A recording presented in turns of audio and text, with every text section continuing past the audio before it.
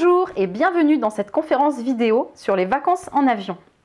Tu es peut-être comme 85% des Français préoccupés par le réchauffement climatique et tu as peut-être entendu que les vacances en avion sont fortement émettrices de gaz à effet de serre. Si c'est le cas, tu te poses peut-être plein de questions. Est-ce qu'il faut diminuer? Est-ce qu'il faut vraiment arrêter? Et puis surtout, tu te demandes peut-être comment faire pour arrêter alors que ça fait partie intégrante de ton mode de vie, que tous tes amis font des vacances en avion et que c'est vraiment un élément essentiel de ta vie pour décompresser, pour t'évader, pour te sentir bien. Dans cette conférence vidéo, je te propose de voir pourquoi il va falloir, et oui, arrêter l'avion et surtout comment y arriver, puisque c'est là le plus dur, c'est comment on arrête. Et moi, je te propose 7 méthodes pour y arriver. Si aujourd'hui prendre l'avion fait partie intégrante de ta vie quotidienne, alors c'est tout un ensemble de choses qu'il va falloir modifier pour que tu aies moins besoin en fait de prendre l'avion. La question que tu te poses peut-être en premier, c'est faut-il arrêter l'avion? Je te propose pour cela d'écouter la réponse de Jean-Marc Jancovici, expert sur le climat. La seule cadence raisonnable pour prendre l'avion, c'est 0 fois par an. Bon, je crois que c'est clair. Tu veux un peu plus de détails? Je vais te remettre vraiment très rapidement quelques ordres de grandeur. En moyenne, un Français émet 9 tonnes de CO2 tous les ans. L'objectif à atteindre, c'est 2 tonnes par personne. 2 tonnes, c'est la quantité d'émissions qui ferait qu'on arrête en fait de contribuer au réchauffement climatique. C'est ça le mode de vie soutenable pour la planète. Dans cette moyenne de 9 tonnes, il y a en moyenne 0,3 tonnes qui viennent des émissions des voyages en avion pour un particulier. Autant dire que le Français moyen ne prend en fait pas beaucoup l'avion. C'est pour ça que tu vas voir que si tu es un consommateur régulier de voyages en avion, ça impacte très rapidement ton bilan carbone. Par exemple, si tous les ans tu te fais un petit week-end en Europe et puis un trajet en France pour aller voir ta grand-mère à Toulouse par exemple, tu vas émettre déjà 1 tonne de carbone. 1 tonne alors que l'objectif c'est 2 tonnes. Donc là tu vois que déjà ça ne peut pas rentrer dans l'objectif à atteindre. Si tous les ans tu fais un week-end en Europe, un trajet en France et un gros voyage à l'étranger, là tu es tout de suite à plus de 3 tonnes de carbone. Voilà, et si tu fais 2 week-ends en Europe, 2 trajets en France et 2 gros voyages à l'étranger, là tu es à quasiment 7 tonnes de carbone par an, c'est-à-dire que tu es quasiment en train de doubler en fait ton empreinte carbone globale. Donc j'ai bien peur que Jean-Marc Jancovici ait raison. On va se le remettre un coup. La seule cadence raisonnable pour prendre l'avion, c'est 0 fois par an. Ensuite, il y a quelque chose d'autre qu'il faut comprendre.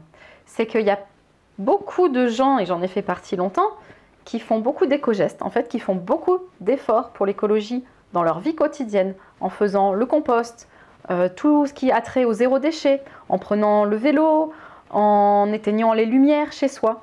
Ce qu'il faut voir, comme ça s'affiche sur ton écran, c'est que tous ces petits gestes sont en fait totalement annulés par un voyage en avion.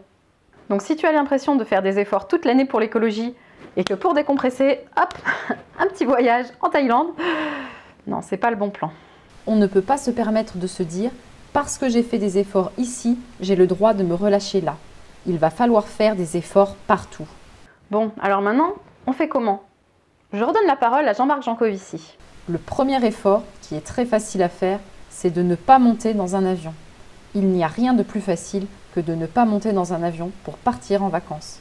Mais c'est vrai ça, il a raison Jean-Marc. Je veux dire, pour prendre l'avion, il faut quand même acheter son billet.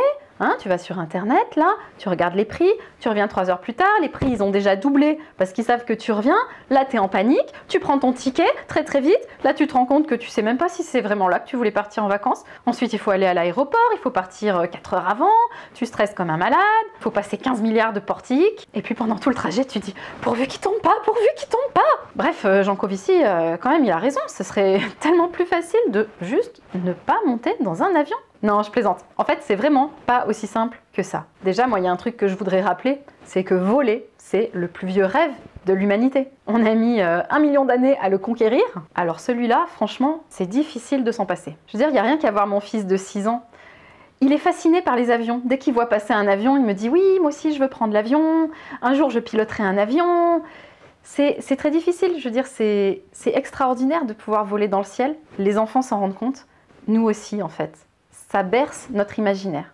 Alors j'ai expliqué à mon fils que l'avion, ça participait au réchauffement de la planète Et du coup, maintenant, à chaque fois qu'ils voient un avion passer dans le ciel, il me dit Maman, j'ai chaud. Pourquoi t'as chaud? J'ai vu passer un avion. Il y a une deuxième chose qui est très difficile aussi, c'est qu'une fois que ça fait partie de la vie quotidienne, on s'organise en fait pour qu'après chaque vacances, on soit déjà en train d'organiser le prochain voyage en avion, la prochaine destination à découvrir.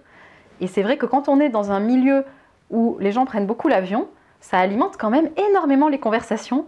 On parle des voyages qu'on a fait, des voyages qu'on va faire, on s'échange les bons plans, etc. Et sortir de ça, c'est aussi quitter un petit peu le milieu social dans lequel on est. Donc désolé Jean-Marc, mais moi je crois que c'est pas si simple que ça d'arrêter l'avion.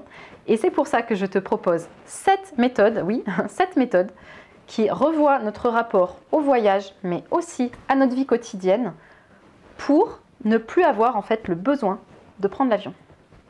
Pour arriver à se passer de l'avion, ce n'est pas une ou deux, mais bien 7 méthodes que nous allons voir. Nous allons voir comment faire du trajet un voyage, comment cultiver sa peur de l'avion. Nous allons voir l'art de faire monter la sauce, comment travailler sur ses vacances de rêve et retrouver en France les ingrédients magiques, l'ingrédient secret pour vivre des vacances encore mieux que des vacances de rêve, des vacances inoubliables. Nous allons ensuite voir comment faire des enfants peut te permettre de mieux apprécier tes vacances en France. Et enfin, nous verrons pourquoi transformer sa vie quotidienne peut permettre de moins prendre l'avion.